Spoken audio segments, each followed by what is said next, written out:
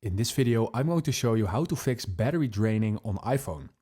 So the first thing that we're going to do is we're going over to our settings. So we go to our home screen and we click on settings. And from here, we are going to click on battery. And in here, we are going to scroll a little bit down. And in here, we see data of apps that are using the battery and also by usage.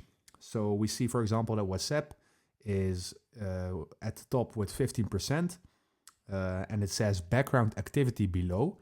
So this actually means that this app is running a lot in the background, and it's the same for Snapchat, as you can see.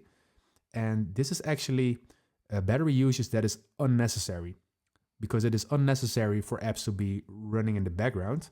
And there is also a way you can solve this and toggle this off, but that's something I'm going to show you later. So please stick until the end. What else I'm going to show you is, for example, the last 24 hours. That's what we're on right now in terms of data. But you can also see the data for the last 10 days. And with this, you will have a better overview and a better display on which app is using the most. And this is YouTube, as we can see. So this is something you need to check. And of course, you can also check your battery health. Look at your maximum capacity. If it is really low, then of course it has to do with the capacity of your battery.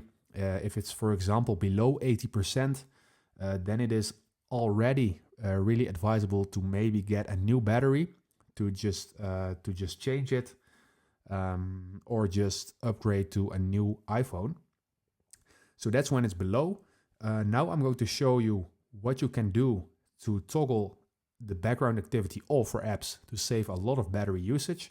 For this, you're going to settings back again. From settings, we're going to general.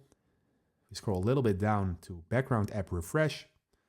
And in here, we see a lot of apps which are toggled on by default in terms of the background app refresh.